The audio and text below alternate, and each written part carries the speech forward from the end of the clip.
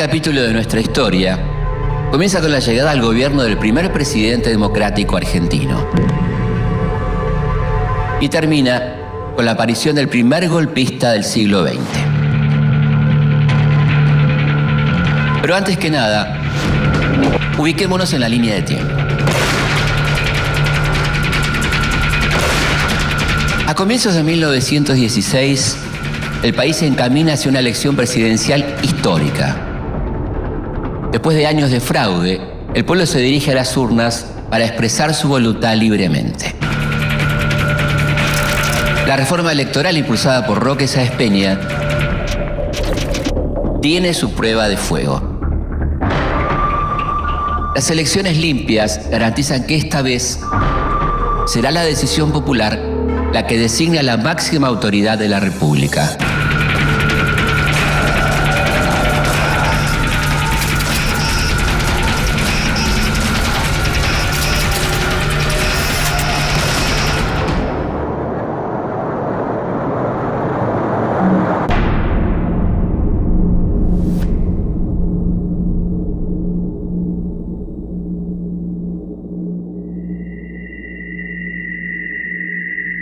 Entre los grupos conservadores, acostumbrados al fraude y otros mecanismos turbios, crece el nerviosismo.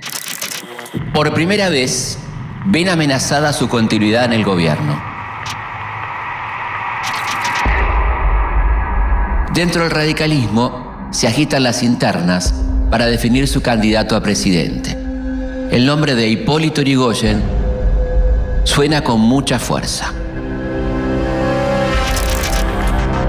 Aunque ha resistido por importantes sectores conservadores del partido, la Convención Nacional de la Unión Cívica Radical lo proclama como su candidato.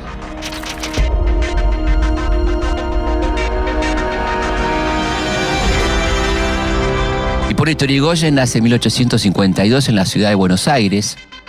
Va a ser el hombre más discutido y aceptado, odiado y amado durante los próximos 30 años del siglo XX. Para sus fieles seguidores es único, leal, sincero, noble y hasta santo. Para sus enemigos es ignorante, vengativo, simulador, egoísta y el mismo diablo. Para promocionar su candidatura, Yrigoyen recorre todo el país. Es la primera vez que un candidato a presidente hace campaña electoral para convencer a la ciudadanía de que lo vote. Pero llamativamente, Yrigoyen casi no realiza discursos y apenas se muestra frente a sus seguidores. Tampoco pone el eje en propuestas concretas de gobierno, sino que insiste sobre una firme voluntad de cambio que él mismo parece encarnar. Mientras tanto, los grupos conservadores no logran llegar a un acuerdo y se consolidan dos candidaturas a presidente.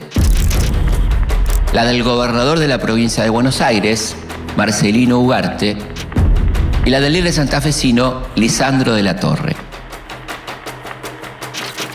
Algunos caudillos conservadores no terminan de confiar en el éxito de estas figuras y, como no quieren abandonar el poder, se suman a las filas radicales.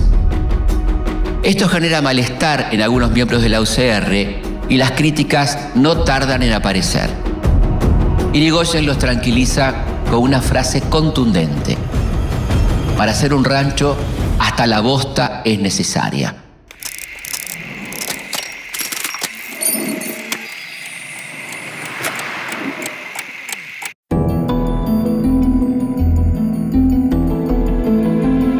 Finalmente, el 2 de abril de 1916 se celebran las elecciones.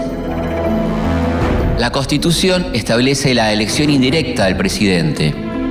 La ciudadanía masculina vota a los electores de cada distrito, que luego deben reunirse en el colegio electoral para proclamar al presidente. El radicalismo triunfa en cantidad de votos, pero no alcanza el número de electores propios para consagrar a Yrigoyen. Comienzan entonces las negociaciones con las fuerzas opositoras y con los propios partidarios. Cada voto es decisivo. Faltan pocos días para la reunión del colegio electoral y parece que nadie está dispuesto a dar el brazo a torcer. Hasta que los 19 electores de la Unión Cívica Radical Santafesina dejan de lado sus cuestionamientos y apoyan a Irigoyen.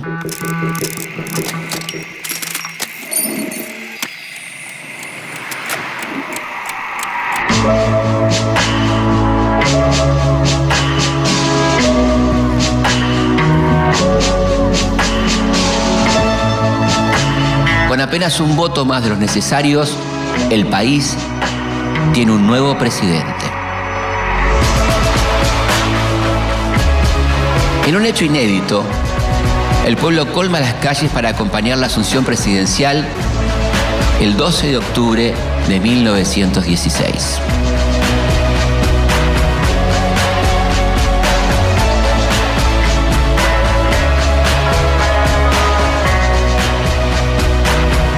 Un grupo de manifestantes desengancha los caballos del carruaje que traslada a Irigoyen.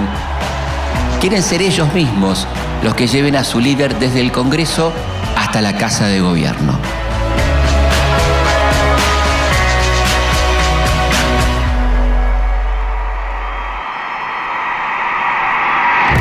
Con la llegada de Irigoyen a la presidencia, los espacios de poder se abren a los sectores populares. Los ciudadanos dejan de ver a la Casa Rosada como un lugar reservado para la élite dirigente y se animan a transitar por sus pasillos. La presidencia de Irigoyen genera un nuevo escenario político donde todas las fuerzas tienen que reacomodarse.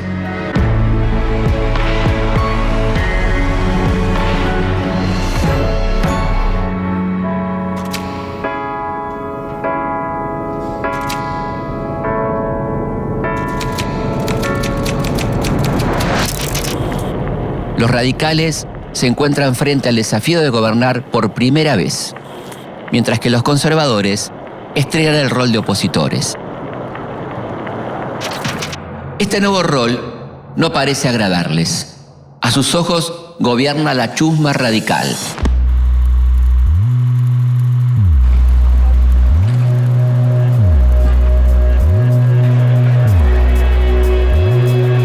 La primera presidencia de Irigoyen está marcada por la idea de que el radicalismo es una causa, una fuerza moral que tiene como misión histórica construir la verdadera nación.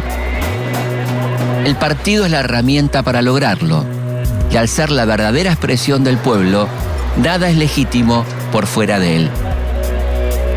Por eso Irigoyen interviene en las provincias gobernadas por los conservadores, cambiando por completo el mapa del poder de la Argentina. Si en 1916 solo Santa Fe, Córdoba y Tucumán tienen gobiernos radicales, 6 años después casi no hay provincias que no gobierne la UCR. Inmediatamente Irigoyen es acusado de autoritario. Al malestar que generan las intervenciones federales se suma el desprecio que el presidente muestra por un Congreso que está dominado por la oposición. La relación es tirante. En una ocasión, Irigoyen ni siquiera va a inaugurar las sesiones. Apenas envía un mensaje escrito 2 días después de la fecha. El poder del Estado es un factor esencial de justicia y cuida de todos los intereses, buscando en el bienestar común la seguridad de cada uno. Pero la obra será poco eficiente si los intereses egoístas persisten en prevalecer sobre las justas demandas que garantizan la tranquilidad de todos.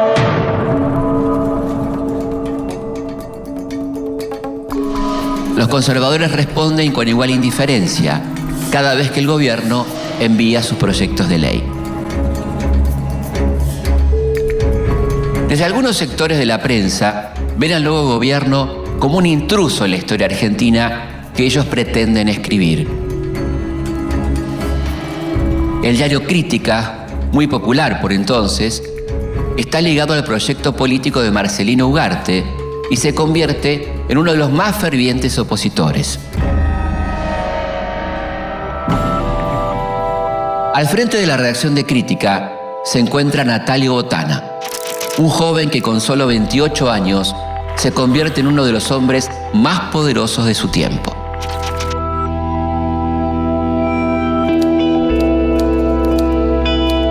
Mientras Botana opera a favor de los grupos conservadores, su esposa, Salvadora Medina Honrubia, es redactora de La Protesta, el periódico anarquista de mayor tirada. Transgresora y audaz, Salvadora milita activamente dentro del anarquismo, participa en barricadas y pronuncia encendidos discursos. Por su belleza y sus convicciones, la llaman la Venus Roja. El matrimonio Botana-Honrubia es una de las parejas más excéntricas y misteriosas del Buenos Aires de la época. Irigoyen tiene un estilo de conducción personalista donde nada escapa a su control. Él mismo recorre las oficinas públicas y supervisa el trabajo de todos y cada uno de los empleados. Ni el funcionario de más baja categoría es nombrado sin su consentimiento. La austeridad es otro de los sellos que Irigoyen busca imponer a su gobierno. Recorta el pago de pasajes, suprime la mayoría de los teléfonos y traslada a los empleados de oficinas alquiladas a edificios propios. Irigoyen busca dar el ejemplo con su propia conducta.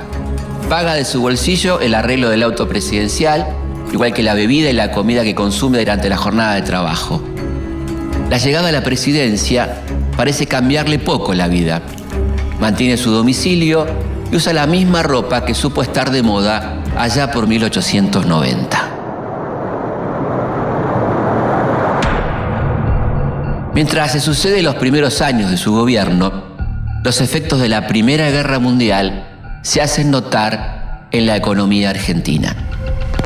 Comienza un nuevo momento en la historia del siglo y los hombres se olvidan de que lo son y se matan entre ellos. Donde vivió una sonrisa, ahora habita una cruz. El gesto humano, leve como el aire, es ceniza.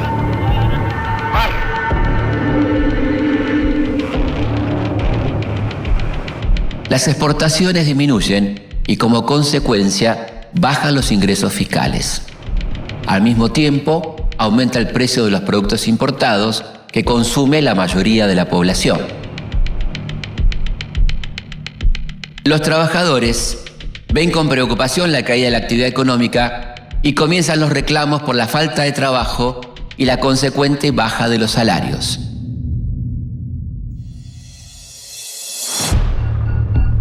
Además de los efectos económicos de la Primera Guerra Mundial, del exterior también llegan los ecos de la Revolución Rusa. El arribo del comunismo al poder cala hondo en el pensamiento de miles de jóvenes. Hacia fines de 1917, estalla en Córdoba la revuelta estudiantil que exige cambios profundos en la estructura universitaria a la que considera conservadora y elitista. Irigoyen advierte en el conflicto estudiantil una prolongación de su lucha contra la política conservadora y actúa a favor de los reclamos. Dicta la intervención federal de la universidad y los cambios quedan plasmados en la llamada reforma universitaria que se extiende a otras casas de estudio del país e incluso de América Latina. Los estudiantes demandan la renovación de la planta docente y el cambio de los planes de estudio, el estatuto y el sistema de gobierno, cuyos cargos son de carácter vitalicio y a los que se accede sin ningún tipo de concurso. En la Argentina se viven tiempos de cambio y así también lo siente la población. A la Casa Rosada llegan personas que quieren ver a Irigoyen para pedirle trabajo o una jubilación. Al domicilio particular llegan cientos de cartas que son clasificadas y contestadas por la hija mayor de Irigoyen. Pero sin duda, una de las visitas más importantes y novedosas que se dan en la Casa de Gobierno es la de los dirigentes obreros. Un movimiento muy heterogéneo con el que Irigoyen tendrá una relación compleja durante su gestión. Irigoyen comienza a mediar en los conflictos laborales e intercede, la mayoría de las veces, a favor de los trabajadores. Durante su presidencia, Irigoyen envía al Congreso importantes proyectos de leyes sociales, como la del salario mínimo, el contrato colectivo y el arbitraje en los conflictos laborales. Pero ninguno logra ser aprobado en la Cámara, controlada por la oposición conservadora.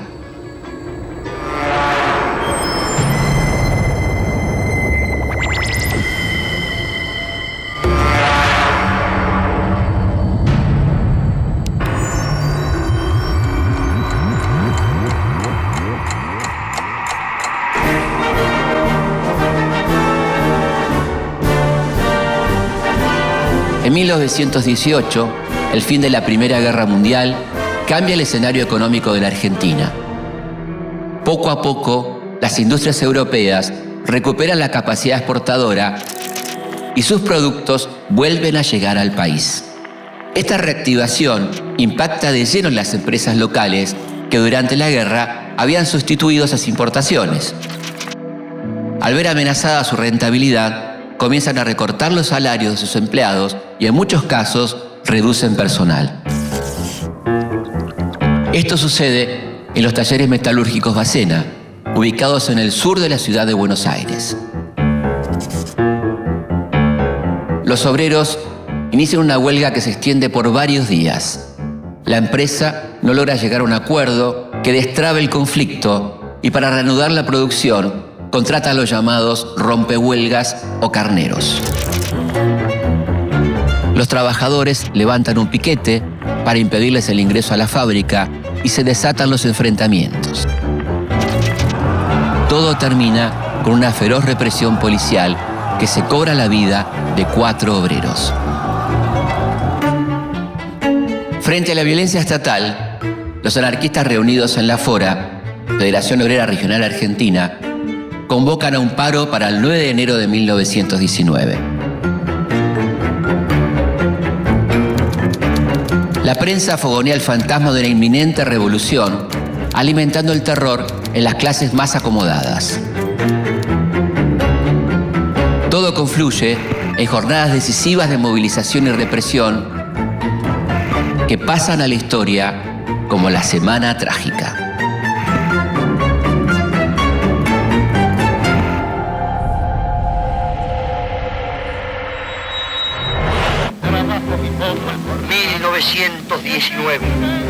Se registra en Buenos Aires un hecho que sorprende a Hipólito Yrigoyen. Los obreros de los talleres metalúrgicos Bacena originan una huelga general. Una ráfaga de pólvora corre por las calles de la ciudad y se proyecta sobre algunas zonas de los aledaños porteños. El 9 de enero de 1919, el país se paraliza en una contundente huelga general. Ese día es también la fecha fijada para el entierro de los muertos durante la represión en los talleres Bacena. El cortejo fúnebre se transforma en una manifestación de protesta y repudio al accionar de la policía. Una multitud de obreros de todas las tendencias cruza la ciudad desde Barracas hasta el cementerio de la Chacarita para darle sepultura a las víctimas. Durante el trayecto, la policía intenta disolver la concentración, pero a pesar de los tiros y los enfrentamientos, el pueblo trabajador no abandona a esos muertos que siente como propios. Entre la multitud de obreros está Salvadora Medina Honrubia, la esposa de Botana, el dueño del diario Crítica. Salvadora se hace presente en su condición de comprometida militante anarquista. Salvadora se sube a los ataúdes cubiertos de banderas rojas y negras y pronuncia un fervoroso discurso que enciende a la multitud.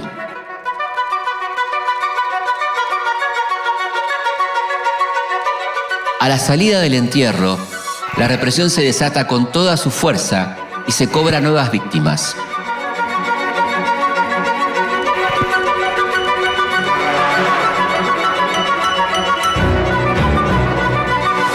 Según las cifras oficiales, son 12 los muertos y 200 los heridos. Las organizaciones obreras, en cambio, hablan de 100 muertos y más de 400 heridos. El Estado no está solo a la hora de reprimir a los obreros. Un puñado de jóvenes de las clases altas se suman a la tarea. Se hacen llamar la Liga Patriótica Argentina y son conducidos por Manuel Carles. La Liga Patriótica es una fuerza parapolicial que sale a la calle para hacer su propia cacería. Incendian locales obreros y persiguen a judíos y catalanes, a quienes acusan de querer imponer los ideales de la Revolución Rusa en la Argentina. Después de casi una semana de violencia y represión, la ciudad intenta volver a la normalidad. El saldo de víctimas que deja la semana trágica es impreciso, pero se estima en varios cientos de muertos y heridos. Los presos y expulsados del país bajo las leyes de residencia y defensa social se cuentan por miles. A partir de la semana trágica, el gobierno cambia su forma de tratar los conflictos sociales. Atrás quedan las mesas de negociación en la Casa Rosada, que actuaba como mediadora. Las clases altas, de las cuales provienen muchos de los dirigentes del radicalismo, exigen orden e Irigoyen parece estar dispuesto a dárselo. Pero las huelgas obreras no cesan y el conflicto se traslada al interior del país. Apenas 2 meses después, en marzo de 1919, se declaran en huelga los trabajadores de la Forestal, una empresa inglesa que explota los bosques de quebracho al norte de la provincia de Santa Fe.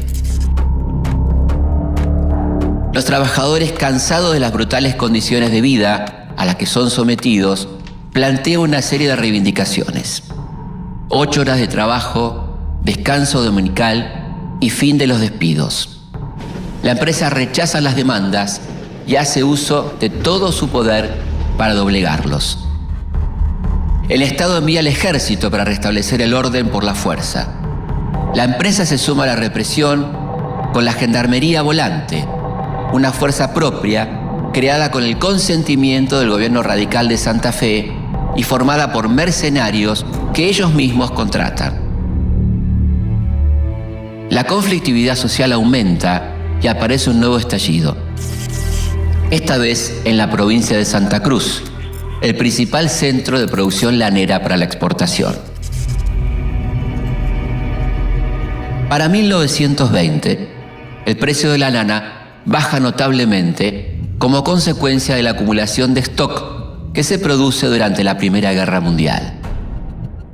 Los terratenientes ajustan sus gastos y recortan los salarios de sus empleados.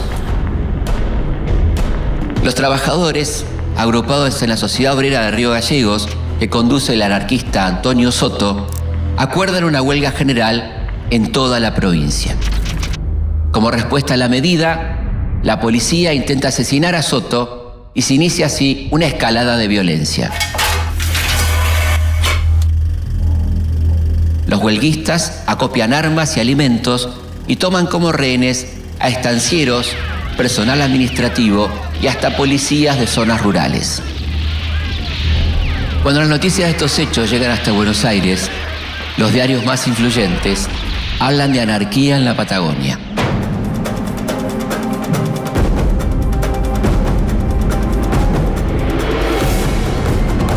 Ante el desborde de la situación, Irigoyen envía fuerzas militares a cargo del teniente coronel Héctor Benigno Varela para negociar con los huelguistas.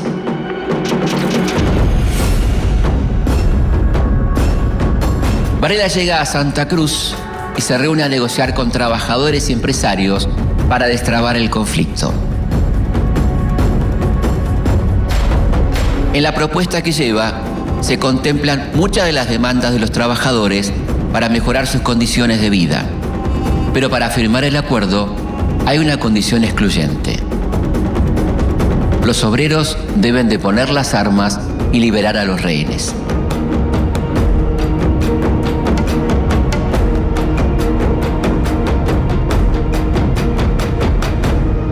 Varela consigue que el 30 de enero de 1921 se firme el convenio que pone fin a la huelga.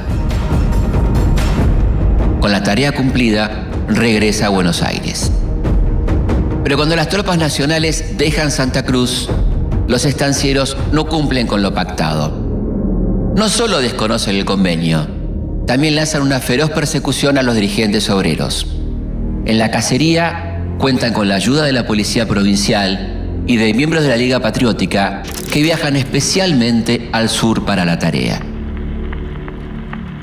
En respuesta a la represión, los obreros reanudan la huelga.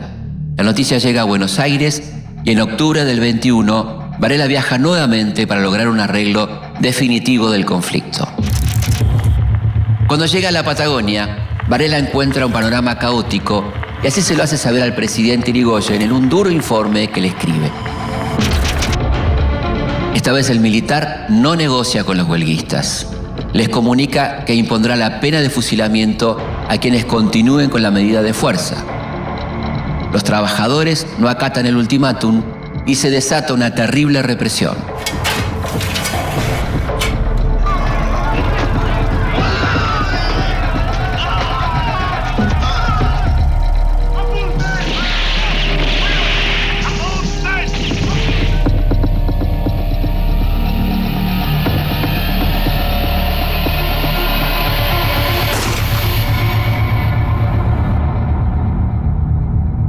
Entre diciembre de 1921 y enero de 1922, el ejército persigue, atrapa y fusila a más de 1000 obreros.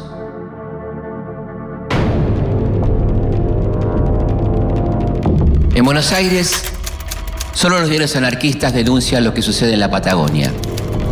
El resto de los periódicos, aún los opositores al gobierno de Irigoyen, callan la terrible matanza.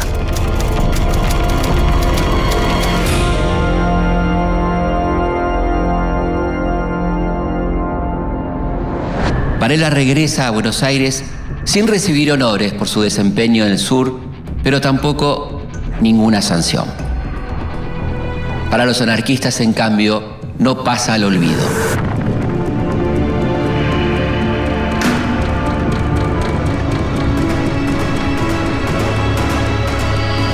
Un año después de los trágicos hechos de la Patagonia, en una calle de Buenos Aires, Varela es sorprendido por un militante anarquista alemán llamado Kurt Wilkens.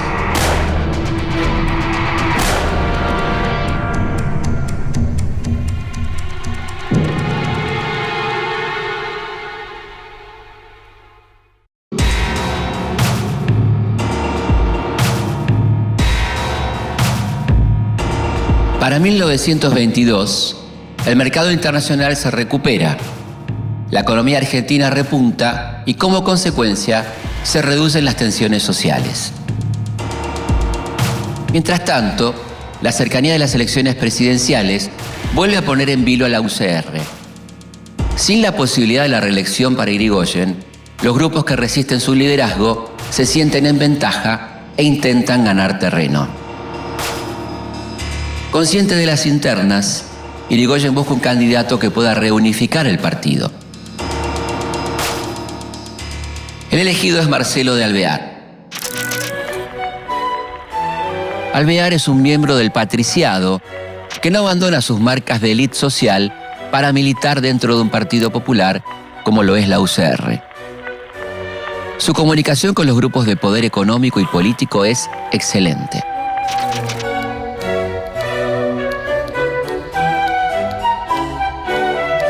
La prensa más conservadora recibe al nuevo candidato con bombos y platillos. Para el diario La Nación, es un hombre capaz de restablecer el imperio del régimen constitucional y su sola presencia en el poder ejecutivo es la garantía de un gobierno recto y ecuánime.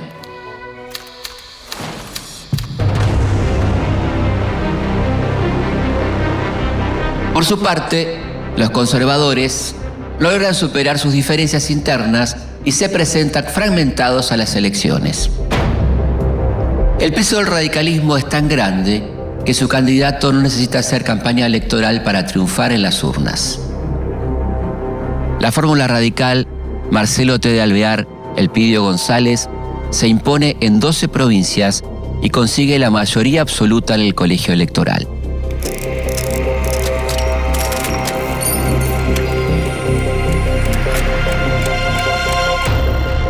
Alvear retorna entonces de su residencia en Francia, donde se desempeña como embajador para asumir como presidente.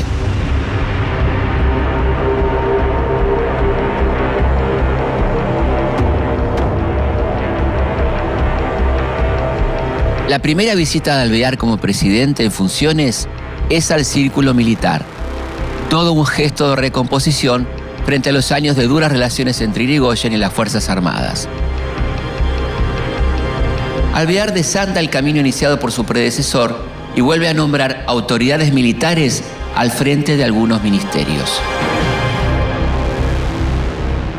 La recuperación de las exportaciones genera la estabilización de los precios y la recomposición del salario. En este contexto de bonanza económica, el gobierno impulsa leyes que reglamentan el trabajo de las mujeres y los niños en la capital federal, además de la creación de varias cajas de jubilaciones que se sostienen con los aportes de los trabajadores. Por estos años de posguerra, el fuerte desarrollo industrial norteamericano reemplaza por precios y calidad a los productos industriales europeos. Esto complica a la economía argentina, que apenas exporta a los Estados Unidos y por lo tanto siempre anda escasa de dólares para comprarlos. Frente al problema de la liquidez monetaria, Alvear aumenta las tasas aduaneras para limitar el ingreso de productos desde los Estados Unidos. En consecuencia, muchas de las empresas norteamericanas deciden instalarse en el país para abastecer al mercado interno y exportar desde aquí a otros países latinoamericanos.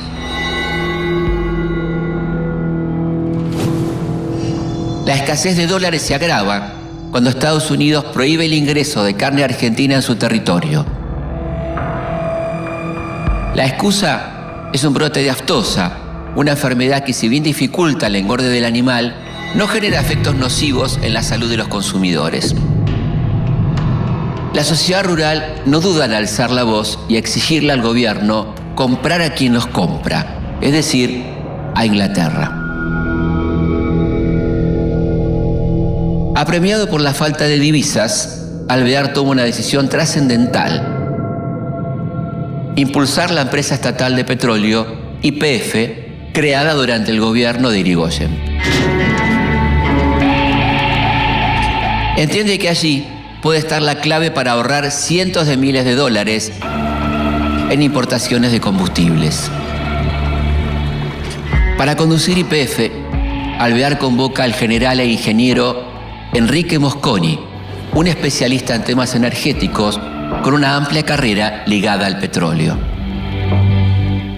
Mosconi inicia su gestión con la firme convicción de que el autoabastecimiento del petróleo es una condición indispensable para la soberanía del país. Concentra todos sus esfuerzos en alcanzar esa meta y pone en marcha un ambicioso plan de acción. La actividad de YPF es febril e incesante. Las áreas de explotación aumentan. La empresa adquiere un buque tanque y construye la primera refinería del país en la ciudad de La Plata. En unos pocos años de gestión, Mosconi logra posicionar a YPF como la principal abastecedora de combustibles de todo el país. Resulta inexplicable la existencia de ciudadanos que quieren enajenar nuestros depósitos de petróleo, acordando concesiones de exploración y explotación al capital extranjero. Porque entregar nuestro petróleo es como entregar nuestra bandera.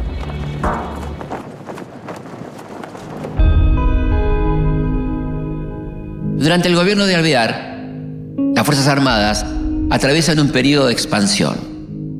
A pesar de que la diplomacia impuso el desarme continental, en 1923 se dicta una ley que autoriza el pedido de un suculento préstamo para adquirir armas. Como parte de estos fondos, las fuerzas aumentan notablemente su infraestructura en todo el territorio. Construyen barrios de oficiales y edificios muy importantes, como el Colegio Militar, la Escuela de Mecánica de la Armada y la Fábrica Militar de Aviones en Córdoba.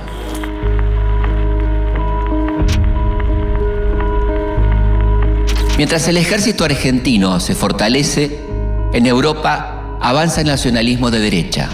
El fascismo hace pie en Italia de la mano de Benito Mussolini y en Portugal se instala la dictadura del general Antonio de Oliveira Salazar. En Alemania ya comienza a hablarse de un tal Adolf Hitler. En la Argentina, estos nacionalistas se nuclean en ligas militares, grupos intelectuales o fuerzas de choque como la Liga Patriótica. Por su parte, el ministro de Guerra, Agustín Justo, prohíbe a los militares participar en cualquier actividad política bajo la excusa de la disciplina, pero al mismo tiempo inicia un proceso de limpieza dentro de las fuerzas en el que aparta a los hombres ligados al irigoyenismo. Dentro del radicalismo también se reacomodan las piezas. Aunque no está en el poder, Irigoyen sigue marcando el pulso del partido. Alvear le es leal e intenta durante su gobierno mantener el equilibrio entre quienes lo apoyan y quienes lo rechazan. Pero en 1924, esta delicada estabilidad se quiebra y el radicalismo se divide en dos: los personalistas y los antipersonalistas, que están en contra de Hipólito Yrigoyen. Cuando llegan las elecciones presidenciales de 1928, las internas se agudizan. El deseo de ver derrotado a Yrigoyen transforma a antiguos enemigos en aliados. Tal es así que algunos sectores del radicalismo antipersonalista buscan aunar fuerzas con grupos conservadores. Pero a pesar de los esfuerzos, la fórmula Hipólito Yrigoyen-Francisco Beiró se impone en las urnas por el doble de los votos.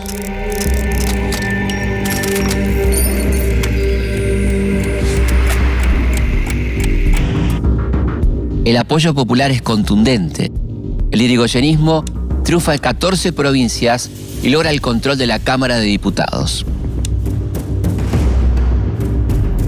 Irigoyen vuelve fortalecido a la presidencia en 1928. La rotunda victoria le confirma a sus opositores que no va a ser fácil desalojarlo del poder a través de las urnas.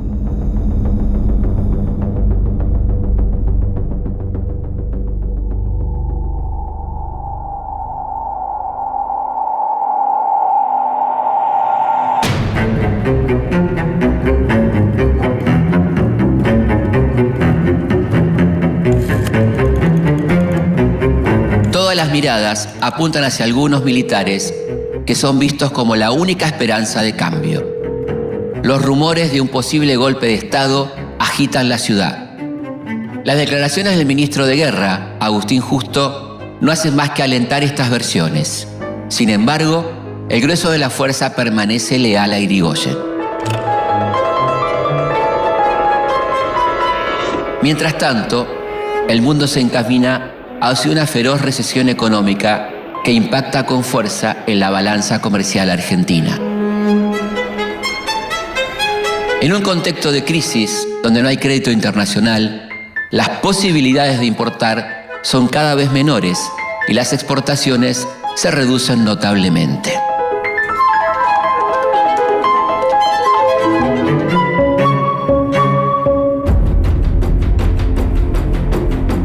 Ante esta difícil coyuntura, Irigoyen apela a las herramientas de construcción de poder político utilizadas en su primer gobierno: el reparto de cargos en dependencias públicas y la intervención federal en las provincias.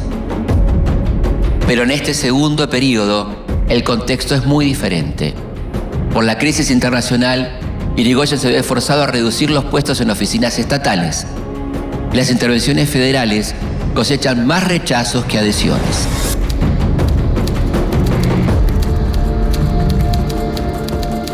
La prensa opositora se aferra a las dificultades de la gestión radical y lanza una campaña para desgastar la figura de Irigoyen. Desde el diario Crítica lo llaman el peludo que vive en la cueva de la calle Brasil. Lo acusan de entregar puestos en el Estado a cambio de manosear mujeres. Y no tiene empacho en calificarlo como caudillejo rencoroso, ignorante, hipócrita y deshonesto. En este clima adverso, Irigoyen busca retomar la iniciativa y hace una apuesta fuerte. Propone la nacionalización del petróleo. La idea entusiasma a grupos que son generalmente reacios a la gestión radical, como los sectores nacionalistas del ejército y los terratenientes. Irigoyen consigue aprobar el proyecto de ley en la Cámara de Diputados, pero queda trabado en senadores por la presión de las provincias petroleras que quieren mantener la explotación del recurso. De esta forma, una propuesta que parecía destinada al éxito termina en un nuevo dolor de cabeza para la gestión radical. Son las 11:30 de la mañana del 24 de diciembre de 1929. La ciudad bulle de actividad. Es la víspera de Nochebuena y las familias preparan las comidas tradicionales de Navidad. Mientras tanto, Irigoyen sale de su hogar con rumbo a la Casa Rosada. A los pocos metros, un joven se abalanza hacia él y sin que le tiemble el pulso, dispara 5 veces sobre el presidente.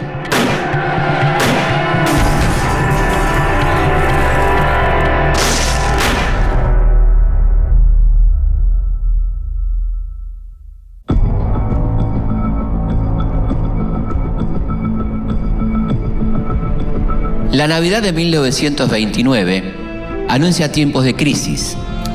Mientras los enemigos de Irigoyen conspiran para derrocarlo, un joven se le adelanta y dispara 5 veces contra el presidente. Increíblemente, no logra herirlo. La custodia presidencial reacciona con velocidad y el joven muere en el acto.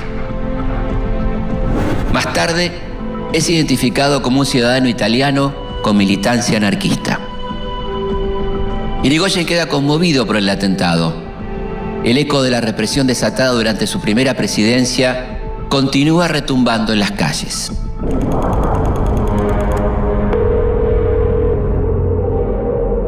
La acción política de los opositores civiles y la conspiración militar se alimentan mutuamente. El discurso que se instala es que el presidente tiene los días contados por su pérdida de popularidad y por su delicado estado de salud. Por ese entonces, Irigoyen es un hombre de 78 años y su estado físico está evidentemente en deterioro. Pero aunque no tiene el vigor de otras épocas, no delega sus responsabilidades y sigue ejerciendo el control absoluto del gobierno. La prensa opositora no da tregua y a los habituales ataques ahora le suma denuncias de corrupción que salpican a miembros del gobierno. El diario La Época es el único que apoya la gestión de Irigoyen y por eso mismo es acusado de inventar una realidad para dejar tranquilo al presidente. La mayoría del ejército se mantiene indiferente frente a la escalada de conflictividad política. Pero hay 2 importantes oficiales que comienzan a conspirar contra el presidente: Agustín Justo y José Félix Uriburu.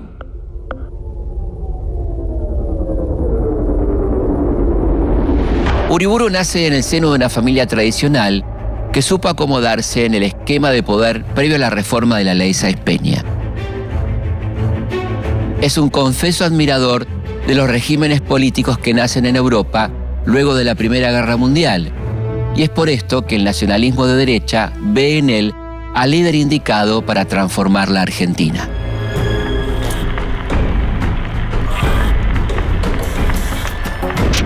Aunque actúen en conjunto, Justo y Uriburu no tienen las mismas ideas para el país que vendría después de derrocar a Irigoyen. Mientras que Justo planea un corto gobierno para después llamar a elecciones, Uriburu quiere permanecer en el poder hasta transformar por completo la sociedad. En los primeros días de septiembre, los tiempos se aceleran y cada uno de los actores de la escena política se dispone a jugar sus cartas más fuertes. Desde el diario Crítica, Natalio Botana prepara la estocada final para el gobierno de Irigoyen.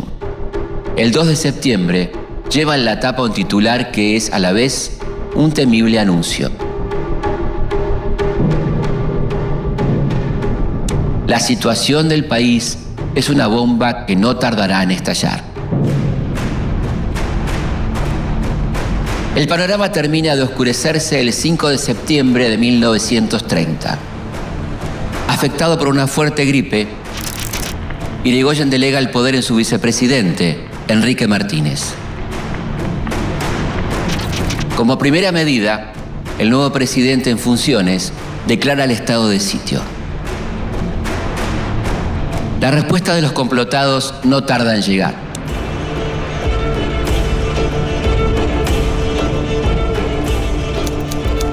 Esa misma noche, la actividad en la redacción del diario Crítica es febril. Allí se imprimen los volantes con los que los golpistas pretenden incitar a la ciudadanía a sumarse a lo que ellos llaman una revolución. En la madrugada del 6 de septiembre, el general Uriburu subleva el colegio militar sin encontrar oposición alguna. Al mismo tiempo, desde la base aérea de Palomar, parten los aviones que lanzan sobre las calles de la ciudad los volantes impresos por el diario Crítica.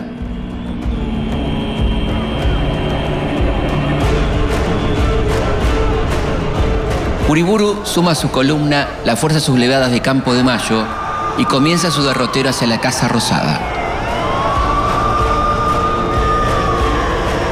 Junto con las tropas marchan políticos de la oposición como Manuel Fresco, Leopoldo Melo y Federico Pinedo. Al llegar al partido de San Martín, se incorporan otras figuras como Natalio Botana, Matías Sánchez Orondo y miles de civiles que celebran el fin del gobierno radical. En la Casa de Gobierno, la situación es de absoluto desconcierto. Nadie sabe si se trata efectivamente de un levantamiento o de un nuevo rumor sin consecuencias. Hasta que a las 9:30 de la mañana, el sonido estruendoso de las sirenas del diario Crítica dan el aviso que pone fin a las especulaciones.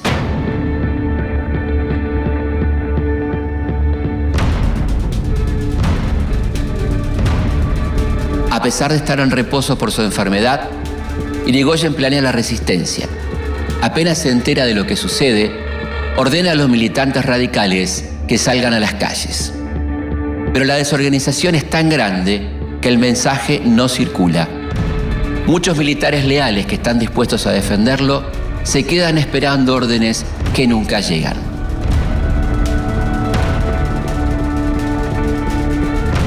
Cercado y sin margen de acción, Hipólito Yrigoyen se entrega al Regimiento 7 de La Plata, donde le garantizan que su vida no corre peligro. Su casa, en cambio, es destruida y saqueada por un grupo de civiles que acompañan el golpe. A la mañana siguiente, Yrigoyen queda en libertad, pero pide que lo dejen permanecer allí, ya que no tiene a dónde ir. Pronto, los militares le encuentran un destino: la isla Martín García, a donde es confinado.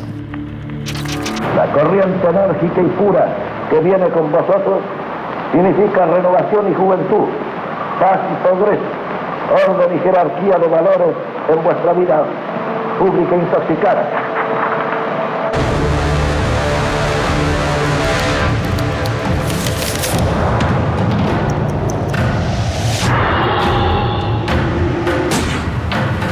Después de años de fraude electoral, los grupos desplazados del poder por las elecciones limpias encuentran nuevos mecanismos para imponer sus voluntades.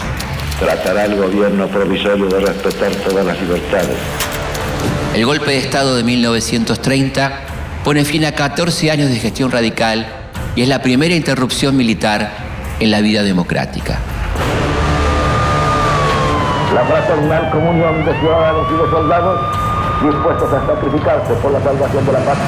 Lamentablemente, no será la última.